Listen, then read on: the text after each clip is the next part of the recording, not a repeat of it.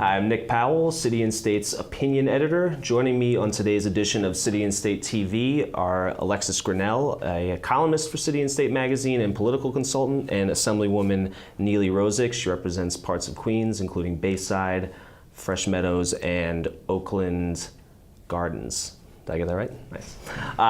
We're here talking about the start of football season, but not in the sense that you're thinking. We're not talking about fantasy football. We're not talking about predictions. We're talking about an issue that's much more important, the misclassification of cheerleaders as independent contractors. You guys had a press conference yesterday calling on Commissioner Roger Goodell to reclassify cheerleaders as employees of NFL teams. And kind of the genesis of this started with a column that Alexis, that you wrote for us about a year ago, maybe a little less. And can you kind of just talk about where this started, how you got kind of interested in this, and we'll go from there? Sure. So I wrote about the Buffalo Jills in October 2014. The Buffalo Jills are one of 5 cheerleading squads suing their respective teams. The other New York team is the Jets. They're also being sued by their cheerleaders. So I was interested in this issue because, one, it was an interesting labor issue, and also I write a lot about gender, so I was interested in the gender dimensions here. And I was also interested because the governor was campaigning at the time on the Women's Equality Party, which he had recently created. So I was sort of curious to see how politically football and this wage theft issue might fit into the campaign season. So that's the context in which I wrote about this. And I'm not the first person to write about this. A lot of other outlets and people have given this a fair amount of attention. And what's thrilling is that about 8 months later, so in June, Assemblywoman Rozic decided she was gonna do something about this, and I think she's gonna talk more about that. But this is an issue that's really national, and I wrote about it here in New York, but it's a much bigger concept that's going on all across the country. Absolutely. And so, Assemblywoman Rozic, you obviously this issue that Alexis wrote got a lot of attention. I know that the New York Times wrote a little bit about this as well. I guess this all stems from a lawsuit that the Buffalo Jills filed, claiming that they were uncompensated for over 800 hours of work, during which the bills made kind of onerous and sexist, frankly, demands of them. Can you talk about that lawsuit and how this kind of got your attention? Sure. So I, as a state legislator, have a responsibility to look at not just issues going on in my community, but also issues statewide, whether it's focused on labor or women's issues.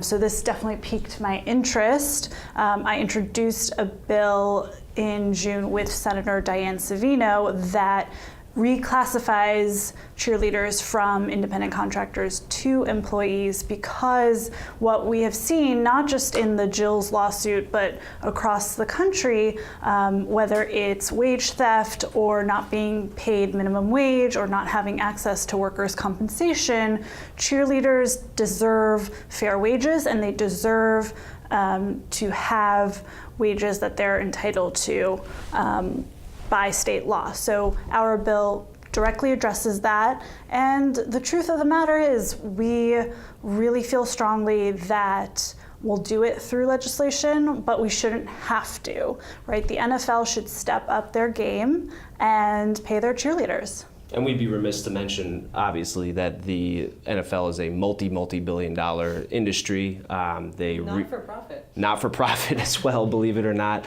They have, billion-dollar TV contracts. Yet there's always been kind of a very strong labor dichotomy, not only with the cheerleaders, but with players that don't even have guaranteed contracts. But for the purpose of kind of your press conference, this letter calls on Roger Goodell to change the classification. Was there any, leading up to this, was there any dialogue with anybody in the league office or any kind of explanation for why the cheerleaders are paid the way they are, which is not even on a anything close to a salary basis or an hourly basis? I mean, I have not heard from them, but what's critical is that they show leadership on this issue, and I hope that they will do that.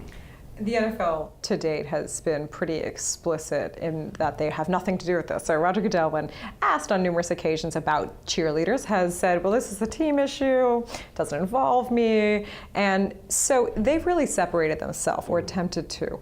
Meanwhile, they're named in several of these lawsuits because Roger Goodell's stamp is literally on the cheerleaders' contract. So that's a weird case to make. And, since 2 out of 5 of the lawsuits have settled, I think maybe the NFL realizes that that's not a very strong argument either. Right. So, no, the Roger Goodell has not been involved in, I think, the decision making on the part of lawmakers like Nily and her colleagues across the country. But hopefully that will change. And that's a good segue, because I wanted to ask, this is a multi-pronged effort. This is not just New York State. As you mentioned, there's been other teams across the country that have filed similar lawsuits. There's similar efforts going on in California. Can you talk about that a little bit? Sure. So my partner is actually an Assemblywoman, Lorena Gonzalez, out of San Diego.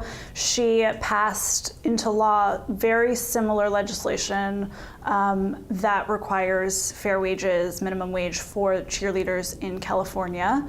And stay tuned, the Super Bowl is in California next year, so that'll be interesting. But what we have found is that like-minded legislators from across the country are very interested in this issue and addressing it. We have legislators from 8 different states joining us in calling on the NFL to do the right thing. From Ohio to Texas to Maryland and New Jersey, we all are on the same page, quite literally, on protecting cheerleaders. And you mentioned that, going back to the New York State, Senator Diane Savino is going to pick this up in the Senate.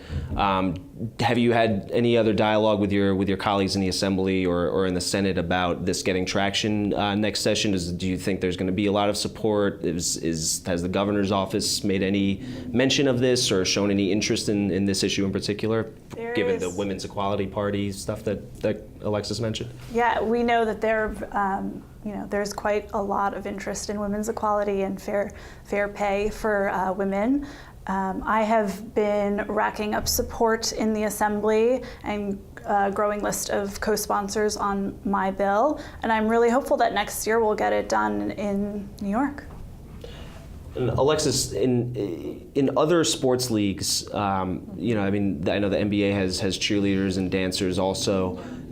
Do we see kind of a model for how cheerleaders should be paid based off of what the NBA does, for instance, or is it still are there still some gray area here? Not really. I mean, because the NFL is such a pitiful actor, you might be tempted to say, well, the NBA pays their cheerleaders, an hourly wage, therefore they're better or they're good. But really, they're not. And we've actually, joining Nily yesterday at the press conference, was a former cheerleader for the Golden State Warriors, which is a basketball team, speaking out about the general lack of respect for their work. And this is really an explicitly gendered issue. Cheerleaders are the only female portion of the NFL, whose fan base is 45% female, by the way. So, NFL's willing to take money from women, but just not pay them properly. But what this former Golden State Warriors cheerleader talked about was, I was paid an hourly wage, but it was, I did competitive, athletic, aerobic entertainment. I was working a lot and creating an extreme amount of value for these teams that cheerleaders are actually not in a position to capitalize on. So teams merchandise and market the images of their cheerleaders, use them in commercials. Every time a cheerleader appears on television, the insignia they're wearing or the branding has the potential to translate into millions of dollars in revenue for whatever company or sponsorship they have. But these women are making $10 an hour, maybe. I think a lot of cheerleaders feel, and rightly so, that their work is skilled labor and should be respected and honored as such, and that they deserve more than just the minimum wage. So I would balk at awarding brownie points to any other sports league. They're really all pretty much in the same boat. Absolutely. And as you mentioned in your column, if the Buffalo Bills paid the cheerleaders the minimum wage, it would cost them about $235,000 to pay every cheerleader for 42 weeks a year, which for these teams that are making money hand over fists, that's a pittance, right? It amounts to a rounding error for them. Right. And I want to mention with the Jills, not only are the Jills are the Bills fighting the Jills lawsuit, they're countersuing them. For legal fees. Exactly. Right. So this is a pretty aggressive, smarmy move. You don't pay your cheerleaders, and then you're going to countersue them. I mean, I think this tells us a lot about the mentality. Absolutely. And so where does, as we stand right now, where is this lawsuit in the kind of the legal process? Is there progress being made? Is there dialogue or anything close to a settlement perhaps? We don't really know. Okay. We certainly, I think, legislation like Nily's and like Lorena Gonzalez's in California puts a huge amount of pressure. So I think we're standing by. All right. And we'll obviously be following this issue closely as we get into the NFL season and hoping for a resolution. I'm Nick Powell, City and State Opinion Editor with Alexis Grenell and Assemblywoman Nily Rozic. Thanks for joining us.